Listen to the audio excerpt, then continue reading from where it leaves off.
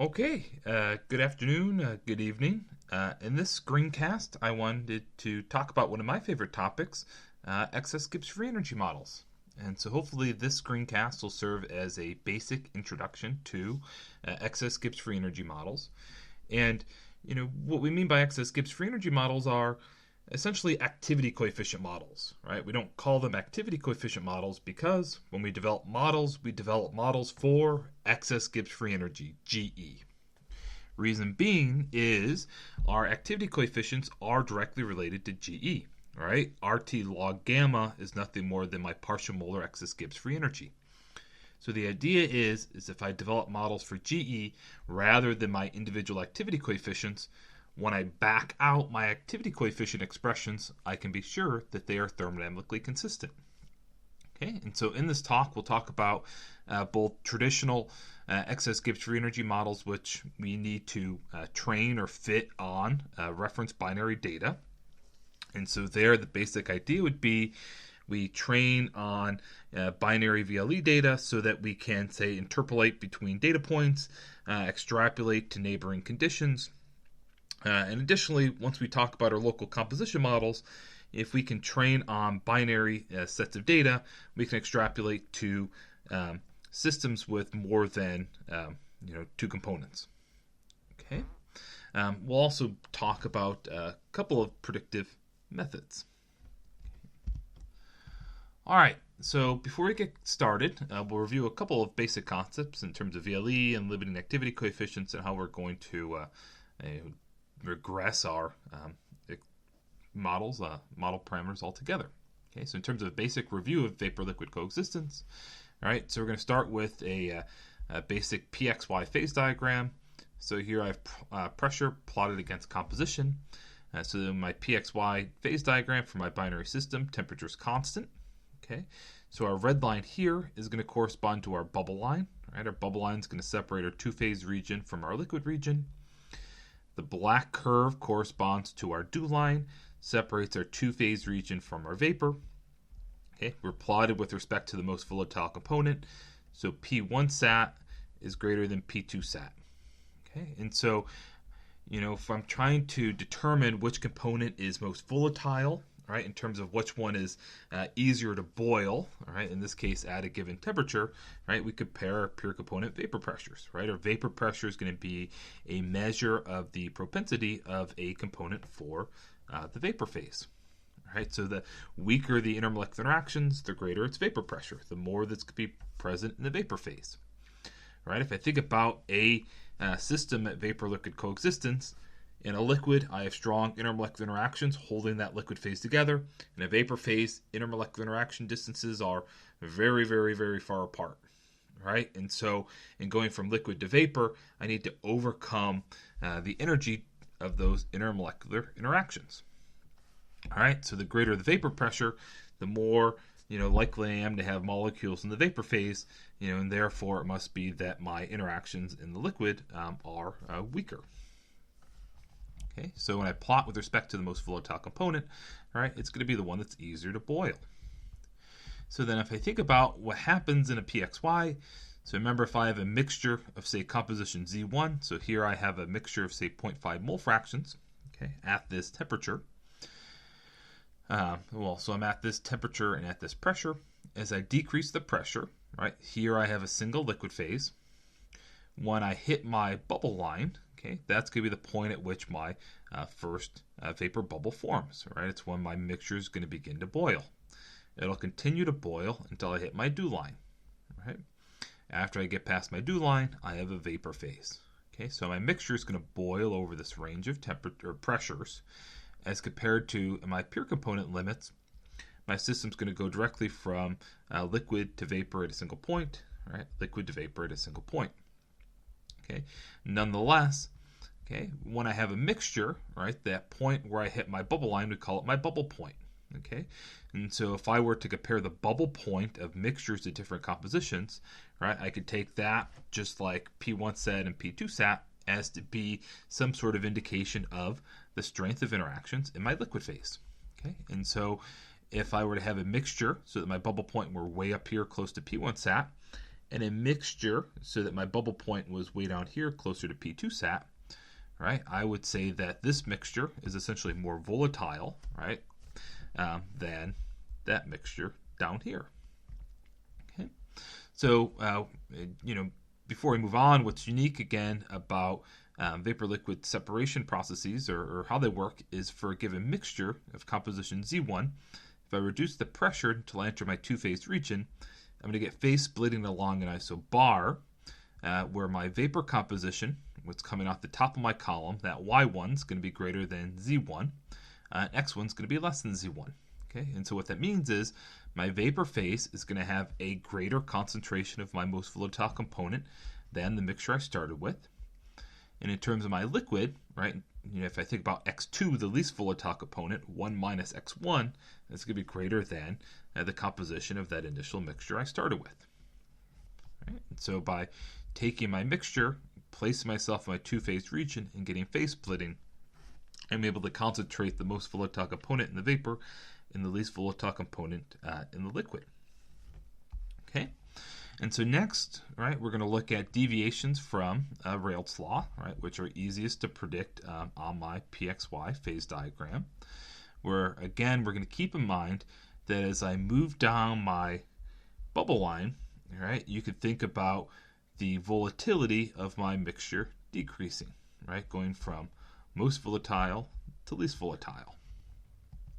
Okay, and so using Redlich law predicts a bubble line of P is X1 P1 sat plus X2 P2 sat, right? So Redlich law predicts this nice linear bubble line.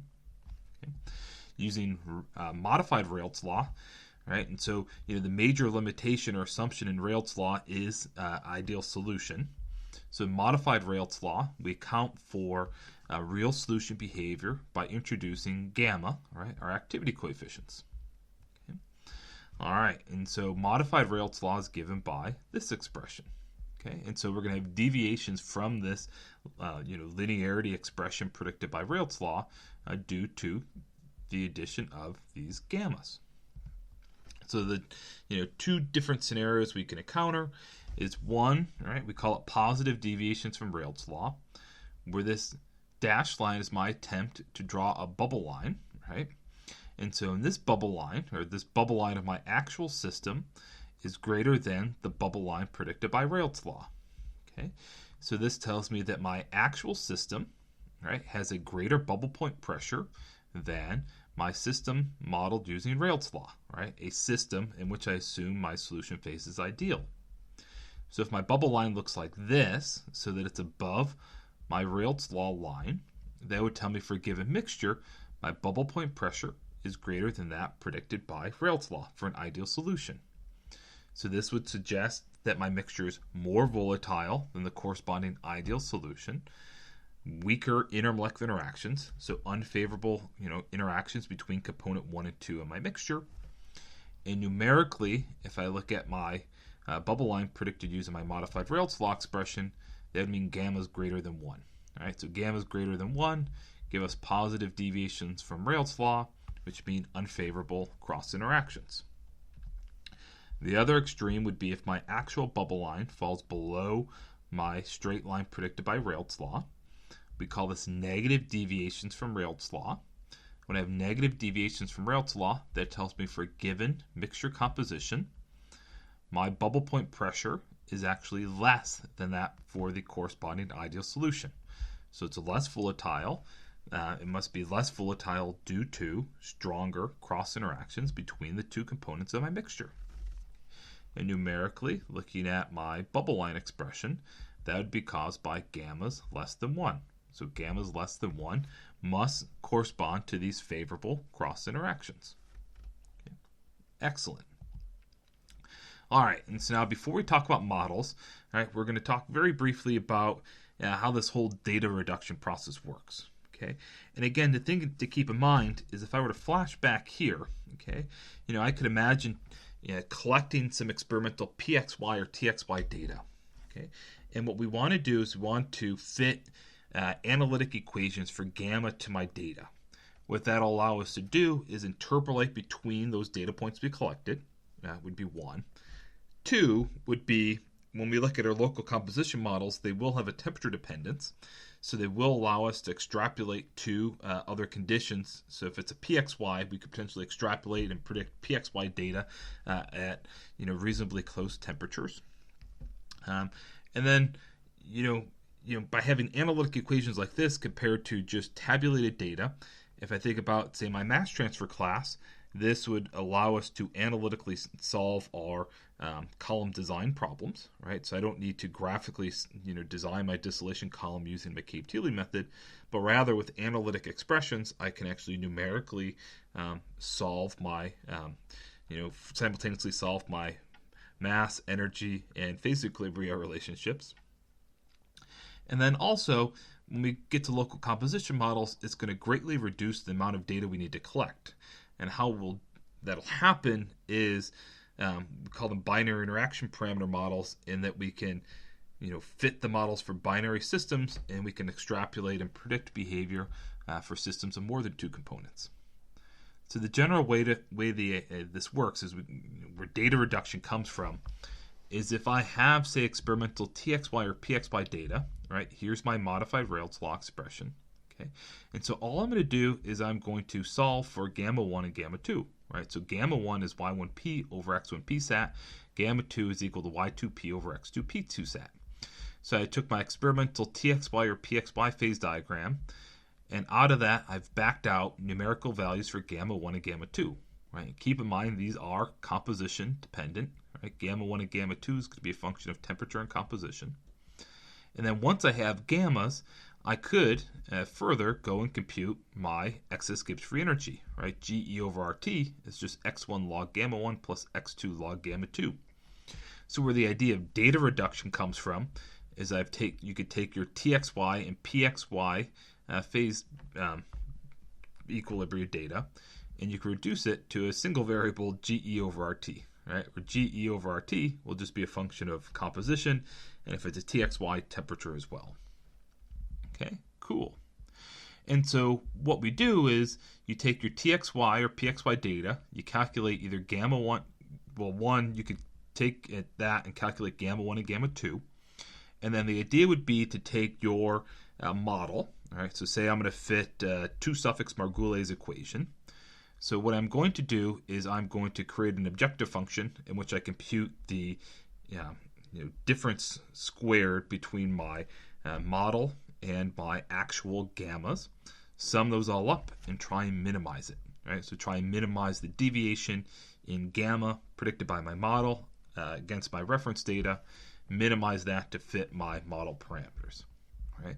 Alternatively, you could take it all the way to GE, and you could do the same thing in which you try and minimize the deviation between GE predicted by your model and that given from your reference data. Right? Either are appropriate.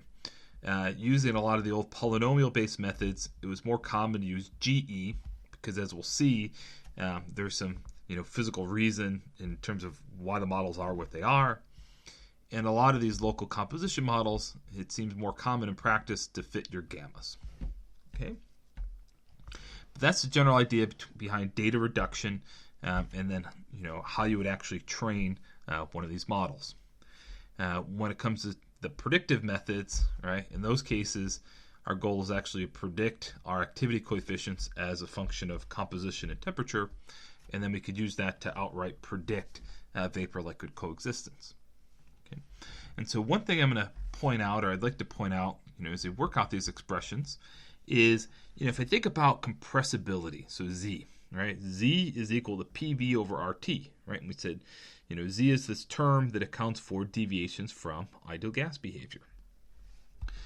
Well, if I look at these expressions I have here for gamma, we have something similar, right? Gamma 1 is equal to y1p over x1p1 sat. Okay, if I think about my Reynolds law expression, okay, y1p, okay, go back to this equation here. So this is the partial pressure of component 1 in the vapor phase. Okay, x1p1 sat. Okay, so now if I think about Reynolds law, this would give me the partial pressure of component 1 if my solution was ideal, right? So gamma 1, we get the ratio of the actual partial pressure relative to that if I had an ideal solution. Cool. So it gives us deviations from ideal solution behavior. All right. Cool. All right. So again, now if I look at gamma 2, this is my actual partial pressure. This is the partial pressure that would be predicted by Rayleigh law. So gamma 2, accounts for deviations from Rayleigh's law or deviations from ideal solution behavior. All right. So the last thing we're going to talk about before we get on to talking about actual GE models is this idea of limiting activity coefficients. Okay. And so what we mean by that is, what is an excess property, right? An excess property is going to be an actual property relative to that of an ideal solution. Okay. An ideal solution is a system in which all intermolecular interactions are exactly the same. Right? So we assume intermolecular interactions are important and present and strong, but they're all exactly the same. Okay. So all solutions approach ideal solution behavior in the pure component limit. Okay. So now remember gamma, right? Gamma is going to be my partial molar excess Gibbs free energy. So when I have a mixture of component A and B in the limit of pure A and pure B, right? Gamma A is equal to 1, and then gamma B is equal to 1 here, right? So gamma, it's log gamma. This is my partial molar excess Gibbs free energy. And so gamma of 1 would give us a log gamma of 0, right? That excess property would be 0, right? And so the pure component limit, we approach ideal solution behavior. Okay. And so here's a picture of, a mixture of A and B at some finite concentration. And when we talk about infinite dilution, what we're talking about is if I say I have A infinitely diluted in B, that would correspond to a single A molecule, which we would refer to as a solute, in solvent B. All right, so we have a single solute in B. Likewise, if B was infinitely diluted in A, it would correspond to a single B molecule in some solvent A. So if this is, my ideal solution limit, right? When I have pure A and pure B, right, I have an ideal solution.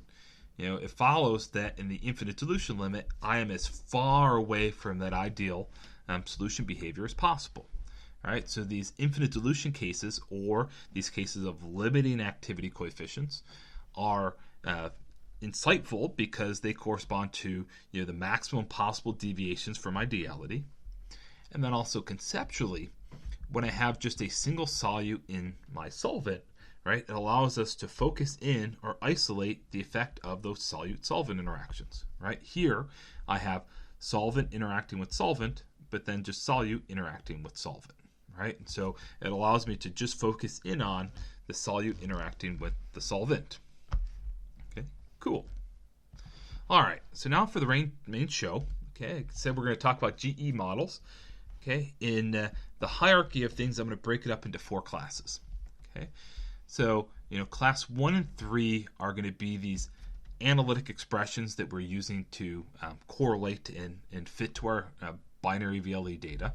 So first we'll talk about polynomial-based expressions, and then this class 3 are going to be local composition-based models. So they're going to be semi-theoretical based expressions. Right? Class 3 comes after class 2 because they're inspired by our earliest solution theories. Okay, so in class 2 and 4, okay, these are going to be our predictive methods.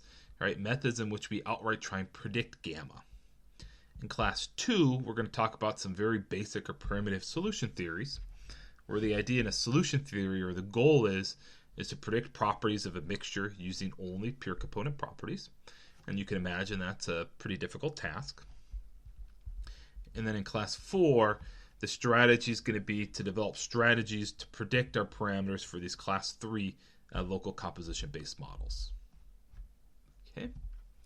All right, so now in terms of these polynomial-based expressions, they're going to be super simple. They're kind of the first models that existed historically, but they're going to be extremely limited.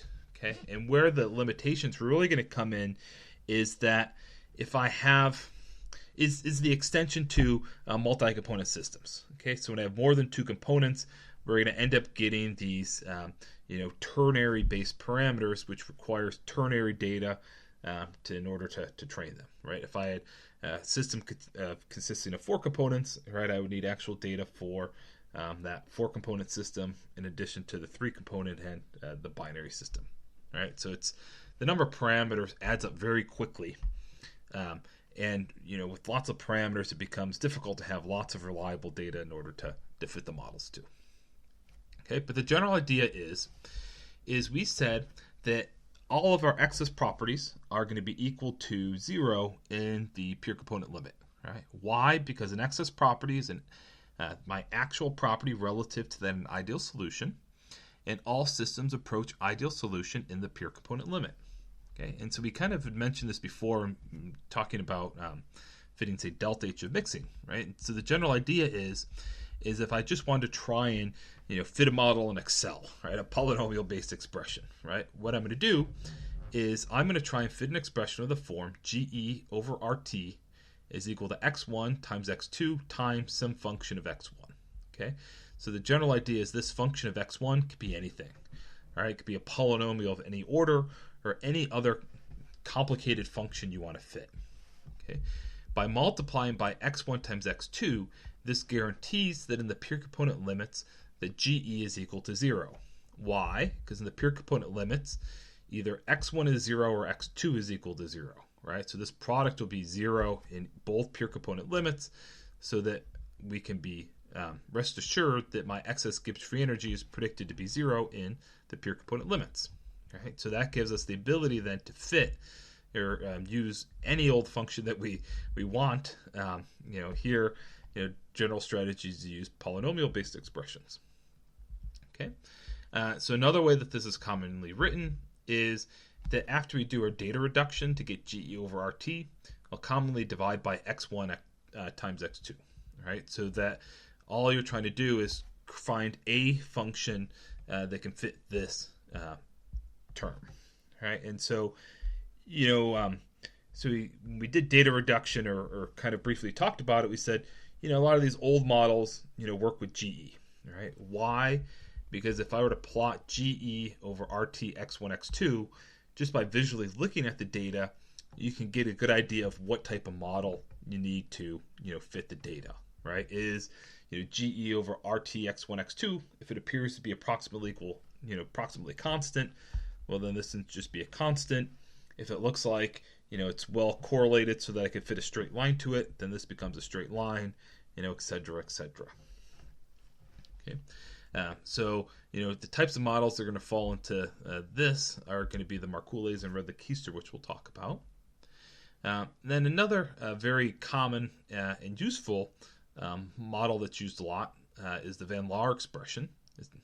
And so, how we could picture the Van Laar expression in this, class 1 category is essentially it does the opposite, right? So it's going to fit a function of the form GE over RT is x1, x2 times 1 over f of x1, right? Whereby 1 over f of x1, right? If f of x1 is my polynomial-based expression, right? It's 1 over, your standard polynomial, okay? Or equivalently, I can write it as, RT x1, x2 over GE is f of x1, right? So I do my data reduction, and then once I have GE over RT, I compute this term, and then you can, look at the resulting data and get an idea of what type of function I need to correlate the data. Okay, so in terms of Margules, okay, so kind of the original is called the two-suffix Margules equation. Another common name for this one is actually the Porter equation. And so the idea here is GE over RT x1, x2 is just equal to A, where A is a constant. Right? And so if you were to go through your data reduction and plot this quantity, if your data looked like it was approximately constant, right, then this would be an appropriate model. All right. So if you were to differentiate this expression to work out expressions for your limiting activity or your activity coefficients, you'd get, log gamma 1 is ax2 squared and log gamma 2 is ax1 squared. Okay, so it predicts, quadratic form of your gamma equations.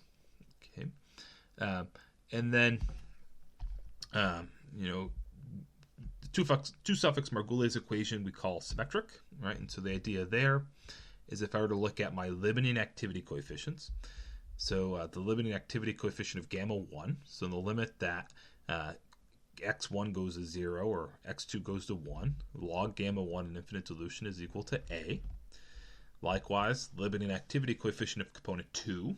So the limit that x1 goes to 1 or x2 goes to 0, I get the limiting activity coefficient of component 2, or log gamma 2 at infinite dilution, is equal to a. All right, so the 2 suffix Margules equation predicts that the limiting activity coefficient of 1 and 2 and 1 are exactly the same, right? Symmetric. Okay, cool. This 3 suffix Margules equation takes this form. So GE over RT x1 x2 is A21 x1 plus A12 x2, right? This is the common way to write it, okay? But if I were to plug in x2 is equal to 1 minus x1, and you distribute and do some rearranging, you get this expression, right? GE over RT x1 x2 is A21 minus A12 x1 plus A12, right? So these A's are just constants, they're parameters.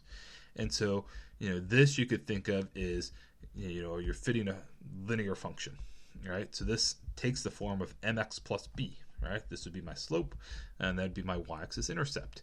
So if I do my data reduction and I plot GE over RT x1 x2, and the data looks like it's linearly correlated, then the 3 suffix Margules equation might be appropriate. Okay, so rather than just calling this a parameter and this a separate parameter, it's common to write it in this form because A21 and A12 have physical significance. Okay, what's that physical significance? Well, if I were to go through and differentiate GE to get my expressions for my activity coefficients, I would get this. And so if I look at log gamma 1, if I again look at my limiting conditions, so limiting activity coefficient of component 1, so that would be x2 goes to 1 and x1 goes to 0. You'd be left with log gamma 1 at infinite dilution is A12, right? So A12 then is equal to the log limiting activity coefficient of component 1 and 2, log gamma 2. Okay, so if I look at the limiting activity coefficient or limiting case here, that would be x1 goes to 1, x2 goes to 0, and you're left with the log gamma 2 at infinite dilution is just equal to A21. Right, so A21 would correspond to the log limiting activity coefficient of 2 and 1. So you typically write the 3 suffix Margules equation in this form because these correspond to my 2 limiting activity coefficients. Right, this expression is no longer symmetric in that it can predict, or in that the limiting activity coefficients don't need to be the same. Okay, cool. All right, so if I go back to the 2 suffix Margules, right, we're going to assume this is just constant. 3 suffix, we assume that this is a linear equation, so first order polynomial. So the idea behind Redlich-Kister is it's just a generalization of this idea, and the idea being we're just going to fit GE over RTX1 x2 as a polynomial of arbitrary order, right? Where the common way to write it be a plus b times x1 minus x2 plus c times x1 minus x2 squared, and so on and so forth. Okay, we write it in this way because that's going to allow us, when we back out our expressions for our activity coefficients, to get activity coefficients which are essentially a power series. Okay, so you get expressions for log gamma 1 and log gamma 2, constant times x2 squared plus constant times x3 squared, and so on and so forth. Where these little parameters, as I have them written out here, are all related, and they're related to the big parameters from my GE model. So the basic idea behind Redlich-Kister is it's just a systematic way to cook up polynomials to fit GE2. Okay, and so 2 things I'll point out is so when you do your data reduction, you get G over RT x1 x2. Okay, the general idea is ideally you want to use as little or as few parameters as possible, right? So if GE over RT x1 x2 is could be approximated as a constant and I just get a, that's great. That's going to be my top choice, right? I want to use as few parameters as possible. The more parameters I have, the more accurate data I have, and you increase the risk of overfitting, right? And so kind of the rule of thumb for binary systems is 2 parameters is you want no more than essentially 2 parameters, right? 3 is okay, but in general the less I can have the better. 2 is kind of the optimal. Okay, but anyways, one way that people, historically use Redlich-Kister is when you did your data reduction, right? You would keep track of, how many terms were needed in your expansion to accurately fit your data. And that number of terms then, people took to be related to the non-ideality of your system. All right. And so the general idea would be the more non-ideal your system, the more terms you needed to keep in your expansion. Okay, cool. Okay, the other thing I'll point out, so something that's interesting is, we said, or I mentioned that we call them GE models, because the idea is you develop models for your excess Gibbs free energy models, and then you back out from it expressions for your gammas, right? That way you can rest assured that your activity coefficients are thermodynamically consistent with each other, right? It's related to your partial molar excess Gibbs free energy, right? So they're going to be subject to, having to obey the Gibbs-Duhem equation. Okay, and so when I start out with this Redlich-Kister expansion, right, of a polynomial of arbitrary order. Oops. Okay. So here I have, first term is just a constant. When I differentiate, okay, and I get my expressions for, gamma 1 and gamma 2, right, the lowest power is always, x2 squared or x1 squared, right? Even had this back in the 2 suffix Margules equation, right? I get quadratic equations for my gammas, right? And so, I don't know, an interesting thing to note in that the smallest power is, x squared. Okay, cool. Okay, so the last one we'll mention is Van Laar. Okay, so Van Laar, kind of looks like the 3 suffix Margules, only things are flipped upside down. Okay, so we're going to write it as this is x1 over a21 prime plus x2 a12 prime. Okay, so in theory, this could just be constant times x1 plus constant times x2. Right, so it looks just like the 3 suffix Margules equation with the left-hand side flipped upside down. All right, but I write it as such. Right, if you rearrange, you can get this equation. You back out your expressions for gammas, you get this. And so why I wrote my a primes like this is they're going to have the same physical significance as our 3 suffix Margules. If I were to look at the limiting conditions, so limiting activity coefficient of component 1, so x2 is going to go to 1, x1 is going to go to 0, so this term goes away, and I'm left with log gamma 1, and infinite solution is just a12 prime, right? So it's going to correspond to the log infinite solution activity of component 1 and 2, right? And you could do the same thing for component 2 here.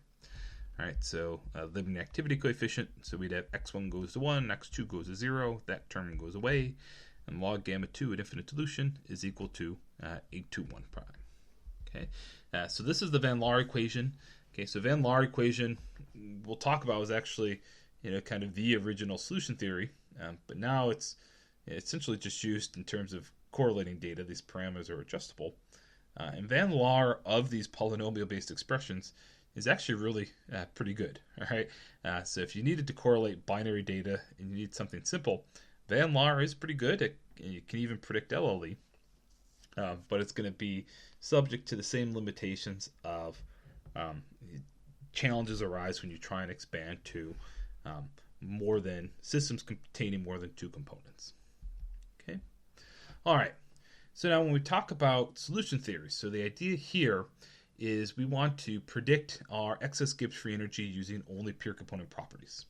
Okay, and so general these techniques are typically limited for quantitative predictions. Yeah, for quantitative predictions, right? They're not super accurate, not as accurate as we might want for design purposes. But they are going to be the building blocks for these class 3 local composition models that we'll talk about. All right. So the first one we're going to talk about is going to be regular solution theory due to Scatcherd and Hildebrand. Okay, and so it's actually kind of a genius idea, right? And so what they're going to do is they're going to make the approximation that GE is approximately equal to UE. So if you remember, GE is going to be equal to HE minus TSE. So their first assumption is going to be that entropy is negligible, so SE is 0. And then further, HE is UE plus PVE. They're going to assume that their excess volume is 0, so that their excess Gibbs free energy is approximately just equal to their excess internal energy. Okay, so that's their main assumption. Then the other pretty cool thing they do is, they're trying to, again, predict properties of a binary mixture using only pure component properties. Okay, and so, when we looked at our phase diagram, our basic review of VLE, we said that these positive deviations from Redlich law were going to result from unfavorable cross interactions between my two components. And so from there, what they sought out then is there a way using properties that are commonly tabulated to measure the strength of interactions in a pure component system, right? The strength of interactions of component A with itself. And so what they used is essentially enthalpy of vaporization. So if I think about the vaporization process, I'm taking a liquid and I'm going to vaporize it. So a liquid, our molecules are all close together and interacting strongly. Intermolecular interactions are important. But then when I vaporize it, when I take it to vapor phase, the distance between those molecules is going to be very large, right? And so those intermolecular interactions are going to be very weak. Right, and so the vaporization process, you're essentially overcoming the strength of my intermolecular interactions in the liquid. Okay, and so further, if I were to assume that the vapor phase was an ideal gas, then that's exactly what it's doing. Right, it's going to be vapor phase is going to be a system then in which my molecules aren't interacting, and so my enthalpy of vaporization in that case would directly measure the change in enthalpy of breaking all of my intermolecular interactions. All right, cool. Okay, so in their case, since they're interested in UE, right, they're just interested in U, the change in internal energy. And when the vapor phase is an ideal gas, we don't usually call that delta U of vaporization, but my cohesive energy. Okay, but that's a small subtlety. All right, so if I take delta U of vaporization, then especially if my vapor phase is an ideal gas, to be a measure of the strength of interactions in my system. Okay, what they do is they divide by molar volume, right, to give me essentially an energy density, and they're going to find solubility parameters del I as being the square root of that cohesive energy density. Cool. And so then we won't go into the theory, but then the general idea is that GE over phi1, phi2, okay, so, or you could even, this would be GE over RT instead of X1, X2, it's phi1, phi2. So phi1 and phi2 are volume fractions, okay? So a mole fraction is, moles per total, moles.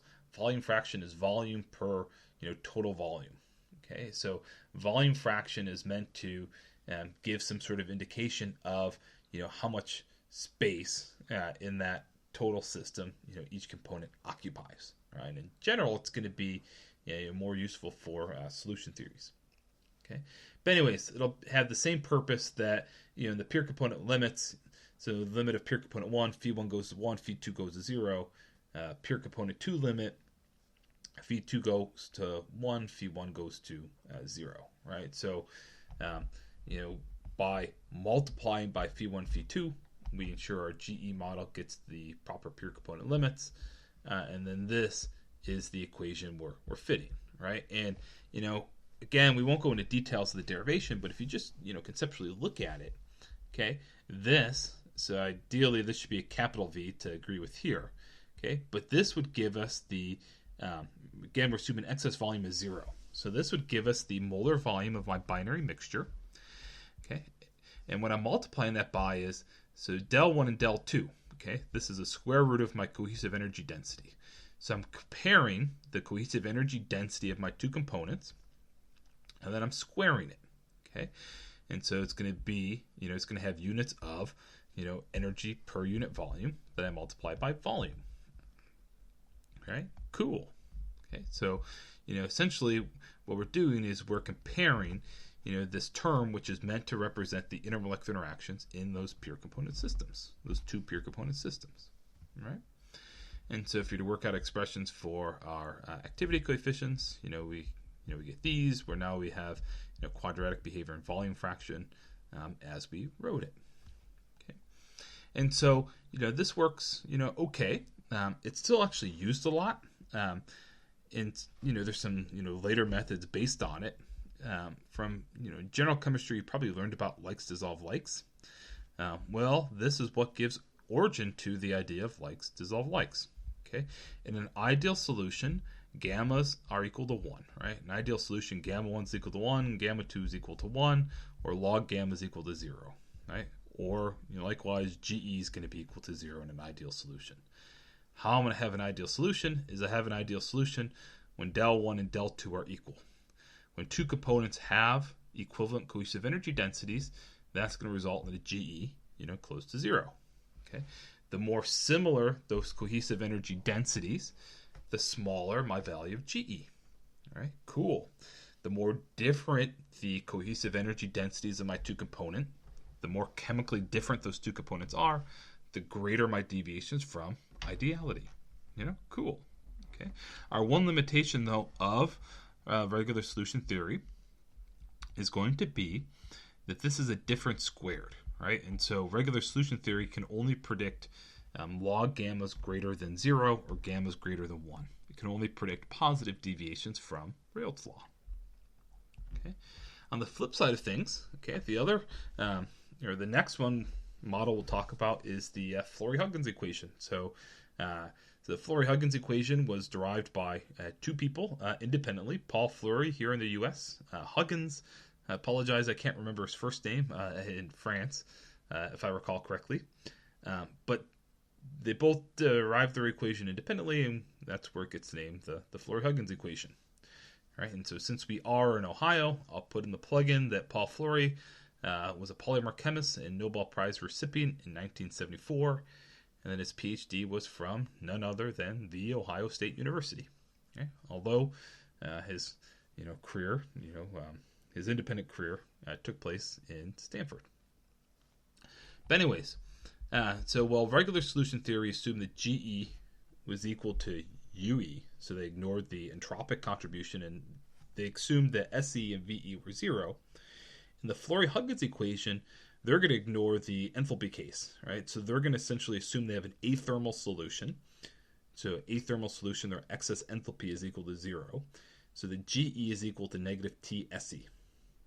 Okay, and so they derived the following equation, right? And so they derived the following equation essentially using lattice theory. So they're interested in polymers, and so they're interested in mixtures of big molecules, right? Big, long, say, chain molecules in a solvent, right? And so if you imagine that, say, a solvent is a single lattice space, and these polymers are long chains of lattice points, essentially what they did is they went through the exercise, the combinatorial exercise, to cook up or derive expressions for the number of unique configurations of that system, which ultimately led them to expressions for SE. Okay, so anyways, they get GE over RT is equal to x1 log phi1 over x1 plus x2 log phi2 over x2. Okay, so again, these phis are volume fractions. If they differentiate to get expressions for gamma, so log gamma 1 is log phi1 over x1 plus 1 minus 1 over r phi2. And then here's log gamma 2. Okay, and so the general idea is if component 2 is, say, my polymer, my solute, and component 1 is my solvent, okay, R is going to be the ratio of the molar volume of my polymer to solvent. Okay, so R is going to be, in theory, greater than 1, right? When R is equal to 1, when the molar volume of my solute and solvent are the same, then I'm going to get gammas of exactly 1, right? So you get an ideal solution in the limit that your molar volumes are exactly the same. Okay. But anyways, so because what happens is when your molar volumes are exactly the same, right? R is going to go to 1, so this term will go to 0. This term will go to 0. And when your molar volumes are the same, your volume fraction is the same as your mole fraction. Okay. So in the limit that R goes to 1, that the molecules are the same size, I have an ideal solution.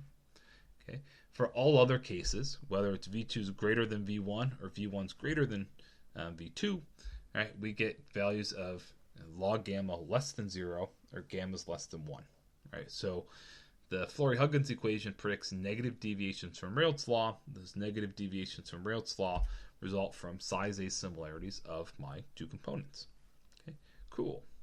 Okay, not surprisingly, All right, so this worked well for very many systems, but for very many systems, it didn't. Okay, and so today we use something called the Flory-Huggins equation for real polymers.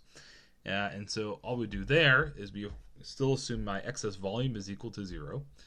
So I get GE is equal to UE minus TSE, where we take this from the Flory-Huggins equation and we adopt this from regular solution theory. Right? Regular solution theory assumed GE was UE, and they cooked up expressions for UE.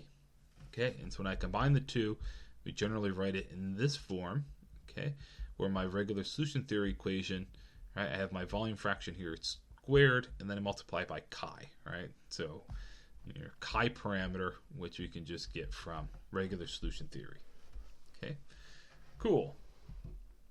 All right, so the next class of models we're going to talk about are local composition models. Okay, and so the general idea is if you think back to van der Waals. Okay, so the van der Waals equation, you might, well, if you're feeling generous, you might call it a semi-theoretical based expression, right? And the general idea is if you have some physical based insight in terms of what actually happens, that the incorporation of that into the model we're using to fit our data is going to result in improved predictions. Right? These local composition models that we'll talk about next coincide with the birth of molecular thermo, which has been the major contribution or one of the major contributions to the field of thermodynamics by chemical engineers over the past 50 years. Right, the big name in that field is John Prausnitz. Okay, and so these local composition models are going to offer huge improvement over the polynomial-based methods that we talked about so far. Okay, so BIP, all right, BIPs come up a lot. Oftentimes our local composition models are called binary interaction parameter models because they're all going to have this key feature in that even if I have a 3-component system, a system composed of component 1, component 2, and component 3, we can break it up into the parameters we can break up is resulting from the 3 independent binary systems, 1 with 2, 2 with 3, 1 with 3. So if I can parameterize my expression on each one of those binaries, I can then bring everything together and predict properties of that ternary system. Okay, and so what this does for us is it greatly reduces the amount of experimental data you actually need to measure. Right, so there's no need to model ternary or generate data for ternary systems, which is in itself extremely hard to generate. Instead, I can just focus on getting parameters for binary systems, and once I have that, I can just predict properties of higher order systems. Okay, and then this is going to form the basis of our class 4 models, in which we try and predict these parameters. Okay. So the first model we'll talk about is one of my favorites. It's Wilson's equation. So Wilson was a student of Scatchard. Okay, and if I kind of get the story right, Wilson's going to be our first local composition model. Okay, and so Wilson was giving a talk at Cal Berkeley and presented his work to none other than the group of John Prausnitz. And then, the first paper actually using Wilson's equation was by John Prausnitz. Prausnitz's group is the one that we'll talk about momentarily that really revolutionized the field with all of the other models, popular models in current use. Okay. So Wilson was a student of Scatchard, so Scatchard of regular solution theory, and he had an idea, right? So he said, okay, let's assume that Flory equation is fantastic, right? So for the Flory-Huggins equation is great, right? It's rigorously derived using statistical mechanics, for the case of an athermal solution. Okay, but what if, right? And so around this time, people started, experimental techniques improved significantly. And so if you were to use X-ray diffraction, so what X-ray diffraction allows you to do is it allows you to look at the molecular structure of fluids.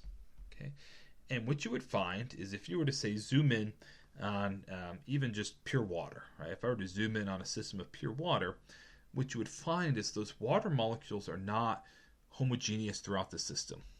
Okay, if you were to say, put down a pin on a single water molecule and then start to look outwards at all the other water molecules in your system, you would find a buildup of water molecules in what we'd call that solvation shell around that central water, which then continues to build out like an onion. Right?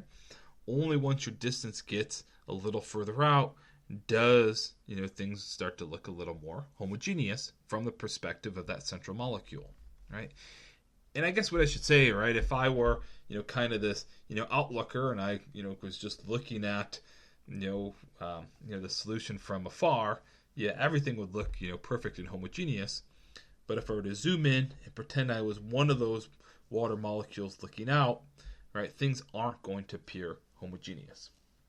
Okay, so if I think about, say, even a solute in solution, right, you can imagine that there's going to be some structuring of the solvent around that solute, right, in close proximity of the solute, right? And then as you get further out from that solute, then the solvent doesn't really see or know that that solute's even there, right? And so things appear, much more homogeneous. Okay. So, anyways, the idea behind the Wilson equation is Flory-Huggins equation is great, but what if instead of using bulk molar volumes or bulk volume fractions, what if we assumed that we needed to use local volume fractions? Okay. And so then further, right, if we're going to use local volume fractions, so if we're going to assume that we have these inhomogeneities like you just mentioned, okay, we need expressions to get those. And so the idea was, well, we'll assume that our system obeys a Boltzmann distribution. And so what we have here is x21. Okay, this would be the local mole fraction of component 2, right? So local mole fraction of component 2, say around a molecule of component 1 relative to the mole fraction of component 1 around itself, right? So local mole fraction of 2 around 1 with itself. And so we're going to assume we have a Boltzmann distribution. So x21 is just going to be proportional to the bulk mole fraction of component 2 times Boltzmann's distribution, so exponential of negative lambda 21 over RT, where lambda 21 is going to be meant to be a characteristic interaction energy between components 2 and 1. Okay, x11 is going to be proportional to x1 exponential of negative lambda 11 over RT. Right, so this is going to be our characteristic interaction energy between two molecules of component 1. Right, that constant of proportionality, right, cancels out. That allows us to write that ratio as such. You could do the same thing for the case of x12 relative to x22. So x22 would be local composition of 2 with itself. This would be local composition of 2 around some central 1 molecule. Right. So anyways, so from these you could back out expressions for psi1 is the local volume fraction. All right, so the local volume fraction of component 1 would be molar volume times x11, mole fraction of 1 around itself, then 1 around itself, 1 around 2. Okay, cool. So this is a typo. This would be psi2. Okay, so you can get expressions for psi1 and psi2 by local volume fractions. Okay, and so then the next step was to plug that into the Flory-Huggins equation, so to replace the bulk of volume fractions, right? And you get this equation. Okay, and so then what we do is we're going to introduce some intermediate or some new parameter, which is just a function of those little lambdas. Okay, so we're going to define big lambda 1, 2 is ratio of molar volumes times exponential of negative difference in lambdas over RT. Okay, and so that allows us to rewrite GE over RT in this form. And then if I differentiate to get expressions for log gamma 1 and log gamma 2, right, I get this. Okay, so the general idea is when I introduce this big lambda, is that I have an excess Gibbs free energy model that has just 2 parameters. Okay, so you can either think of it in terms of big lambdas, or molar volumes are known, bulk molar volumes. I could just think about fitting this is one parameter, lambda 1, 2 minus lambda 1, 1. Lambda 1, 2 minus lambda 2, 2 is another, right? So I could fit these two differences, keep those as adjustable parameters, or I could fit my big lambdas. Okay. Regardless, what I get is an excess Gibbs free energy model with only two parameters that works incredibly well. Okay. So it's a local composition model, right? Why it's a local composition model?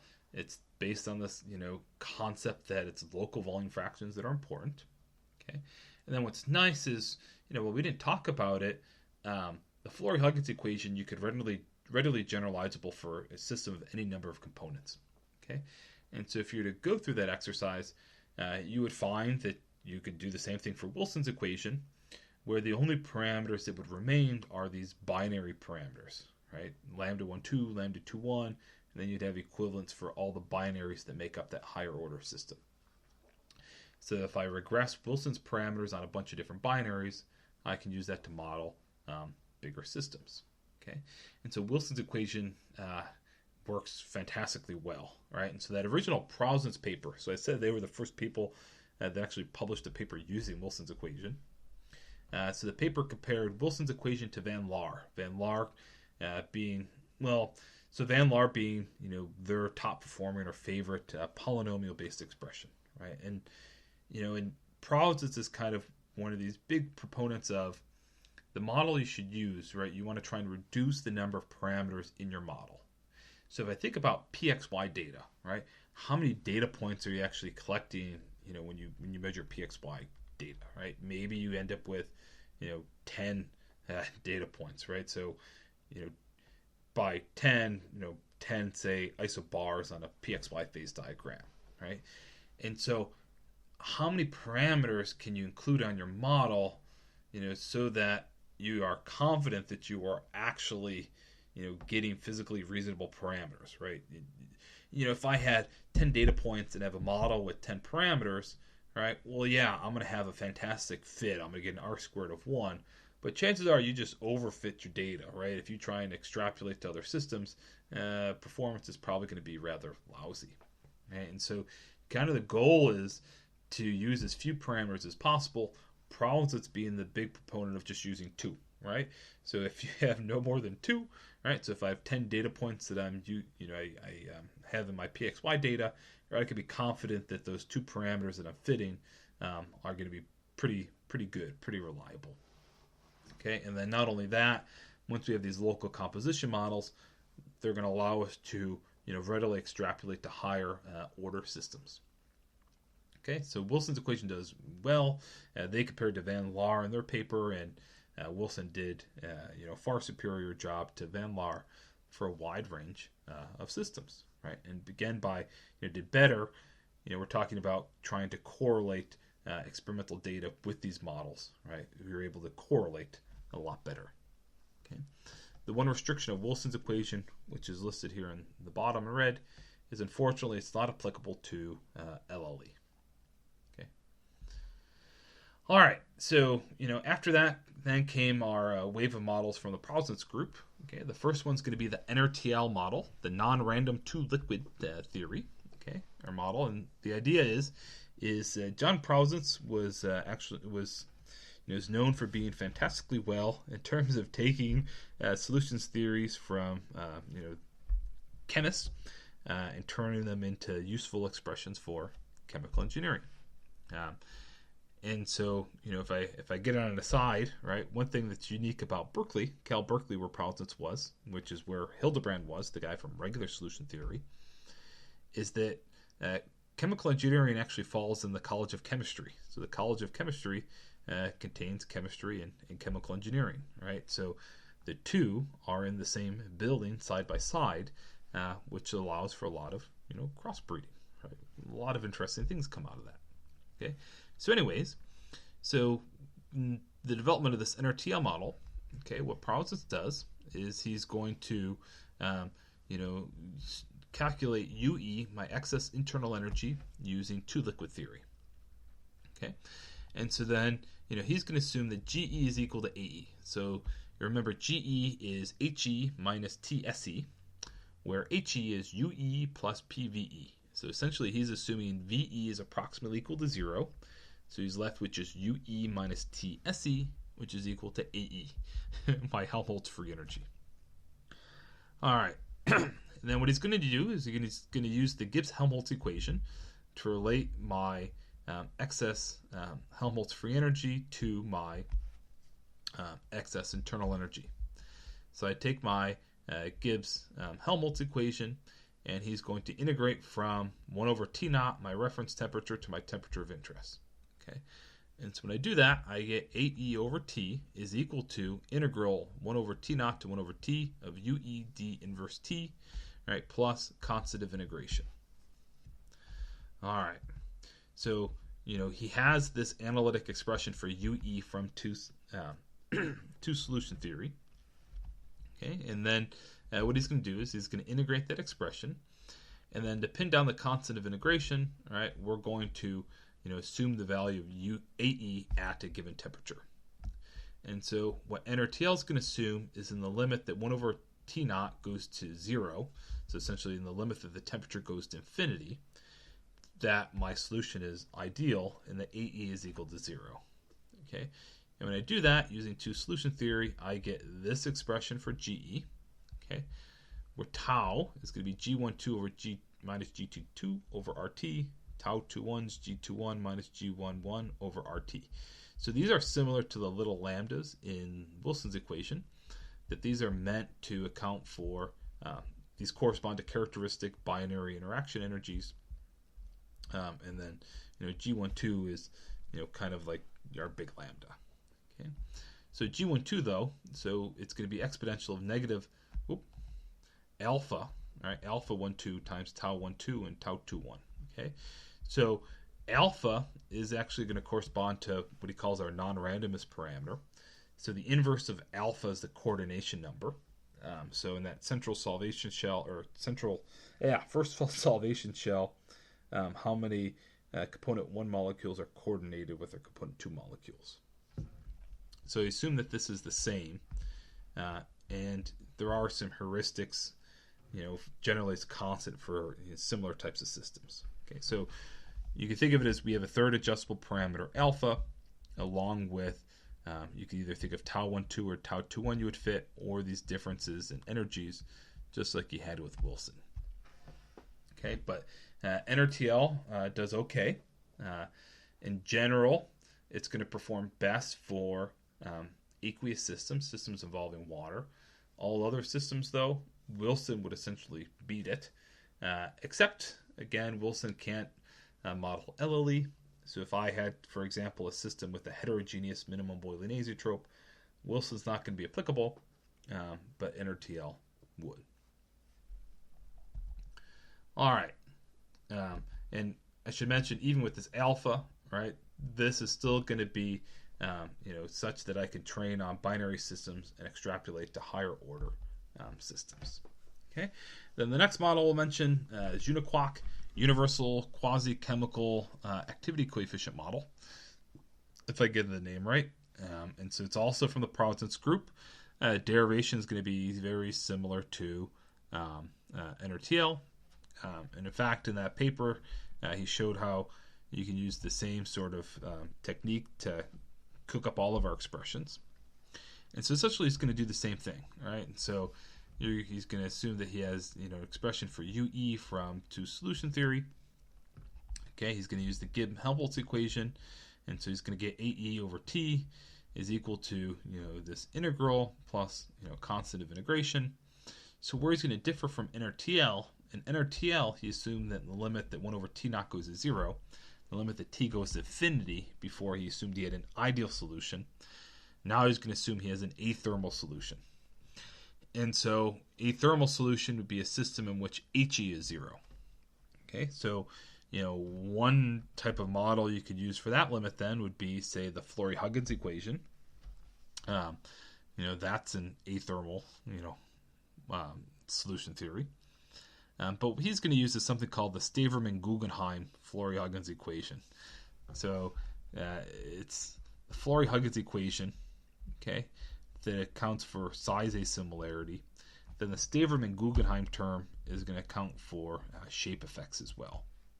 Okay, so the general idea is they get a resulting expression for GE over RT, okay, that they're going to write as the sum of a combinatorial term and a residual term. The combinatorial term is this entropic term that results from this infinite temperature limit, and then the residual term they're going to account or attribute to being caused by intermolecular interactions. Okay, so the combinatorial term, they use this modified Flory-Huggins equation where they account for shape assimilarities. So here, Z is the coordination number. Typically, though, it's just taken to be constant and equal to 10. Q, so Q is going to be surface area. And so what happens, though, is, Q is your surface area. They normalize it with respect to a standard segment size. Right? So it's a dimensionless quantity. You could think of it as surface area. And then this theta, so theta 1 and theta 2, so while phi is volume fraction, this is surface area fraction. So new quantities, but in terms of actually calculating this combinatorial term, it is straightforward. Z is typically just constant. Then Q, and then we can get R's for our volume fractions. Those we can just get; they're readily tabulated, and parameters for a given molecule are just group additive. Okay, so those are easy. Don't need to fit anything. We can calculate those, and then we get a residual term of this form. Okay, where again we've got these taus. They're going to be related to the difference in these characteristic interaction energies. Okay. So we won't, go on, too much with uniquark, but it's the same general type of idea where you start with the solution theory, assume some limiting condition, and get some, resulting expression where the parameters are ultimately adjustable. We're going to fit to experimental data, right? But those parameters you fit, in theory, have some physical basis if you believe the underlying model. This uniquark's only going to have two parameters, and it's going to fall in that same category of you can readily extend it to higher order systems. So uniquark you can apply to liquid-liquid equilibrium VLE across the board. Okay, all right. But that's all I'm going to do in terms of belaboring or these models that we can fit. And the last thing I want to mention is just like when we talked about cubic equations of state. It could be overwhelming. There's so many models out there. How do I choose, which model to use, right? And it's all going to be based on experience. If you're to look at Poling, Prausnitz, and O'Connell, all right, they have, chapters on, where essentially they're just taking these models, testing them out for a wide range of systems, and then making recommendations, in general, which models perform best for given types of systems. Okay. A couple heuristics, in general, local composition model is always going to be better than a polynomial-based model. Parameters exist that were fit to experimental data. Use them. Otherwise, give a predictive method a try. So if I'm using ChemCAD and I go to use any one of these models, right, if parameters exist, those are parameters that were fit to, data in their database. Okay. So in terms of VLE, so you said, NRTL is going to work best for aqueous systems. And, one of the issues is if we think of things in the scheme of uniquark is NRTL has no combinatorial contribution. Uniquark has a Staverman-Guggenheim. Wilson actually has Flory-Huggins. But so for VLE, NRTL works best for aqueous systems. For non-aqueous systems, Wilson's generally works best. LLE, Wilson, you can't use the model LLE, so your choices are NRTL and uniquark. And SLE, there's not too much in terms of reference data. Okay, and then we'll come back to this point in a second, but we'll come back to what I mean by Decama in just one second. Okay, the last slide to get things wrapped up is this class 4. We talked about predictive methods. Okay, and so in these polynomial-based expressions and local compositions, right? You fit the parameters to experimental, say TXY and PXY data, and then once those parameters are trained, you can use those to extrapolate. Okay, by predictive methods, right? These are strategies to predict the parameters in the absence of experimental data. Okay, and ASOG is essentially a method to predict parameters for Wilson's equation. UniFAC is a method to predict parameters for uniquark. Okay, and those are kind of, well, I'd say those are the two main methods. Although UniFAC is far more common than ASOG. Okay, but the general idea with UniFAC is it's a group contribution method to estimate your binary interaction parameters, essentially for uniquark. And so, the idea is those interaction energies are group additive, right? And so if I have, ethanol interacting with ethane, okay, so, ethanol I can, think of as being composed of, say, a CH3, CH2, and an OH group.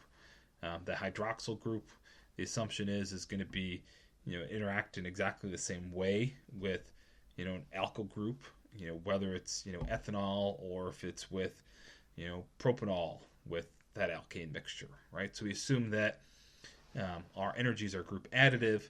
So rather than fitting parameters for a molecule, we fit parameters for a group, so that once I have a database of parameters for a bunch of groups, when I encounter a new molecule, I could estimate energies as being a sum of all these trained groups. Okay.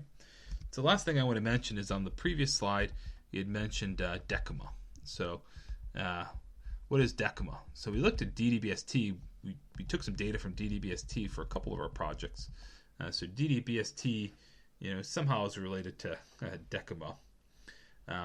But kind of the idea with decima is when Prausnitz developed all these methods, right, and even started to develop UniFAC, his group contribution-based method to estimate uniquark parameters, their goal was, or where decima originated, was to essentially try and compile, well, one, to go through the literature and find all of the reliable sets of data, and then to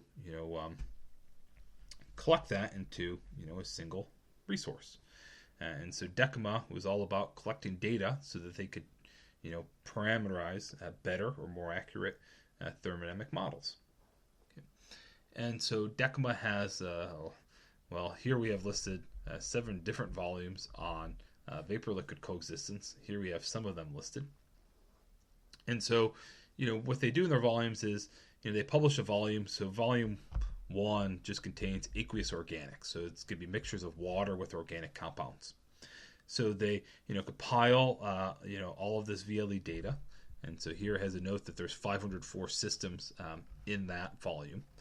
And so in addition to publishing, the VLE data, which they say is, reliable, they then fit, a series of excess Gibbs free energy models. So they fit 2 suffix. So this would be 3 suffix Margules, 2 parameters. Then Laar, Wilson, NRTL, and uniquark. So they fit all of those models to the experimental data, and then they track the error in Y and then either P or T.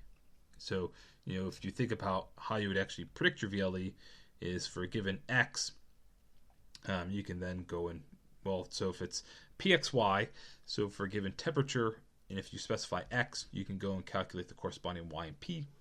And so, they compare, those predicted Y and P's to the reference data. And so in general, what they're trying to do is they're going to look at which model has the smallest error in predicted Y, and they track that. Right. And so, with this little table is kind of summarizing, this is from actually another thermo book by Stanley Wallace, is okay, in this aqueous organic volumes, there are 504 systems. What's the frequency that model was the top performer? Right. So for aqueous organics, NRTL, right? And so this is where, how do I choose a model? It's based on experience, or just, you just look at a lot of systems and look for general trends. Volume 2, all right, 2A, alcohols, 574 systems involving alcohols, all right, Wilson's our top performer. Alcohols and phenols, Wilson, again, it's a top performer, right? And then they even, do some overall rankings. Right, and so how do you choose a model? Well, You can look in Decima and look for a similar system, try and get an idea of what model performed best, and then use that model. Or maybe if you have some actual data, you can just try them all out and see which one works best. If it's ChemCAD, so the way ChemCAD works is, say you're trying to model a binary system. If it has parameters for all these models, it'll make a recommendation in terms of what to use. How it's going to make a recommendation is based on either of these heuristics, or just based on when they regress the parameters for that model, which one of these performed best, right? So, what I'm trying to get at is, how do you know which model to choose in a given situation? Well, just like an equation of state, it's going to be based off of experience. Or looking at one of these reference volumes, say Decima, or properties of gases and liquids, for some guidance. Okay, so with that, I am sure this screencast is now much longer than I intended, but that's all I have to say about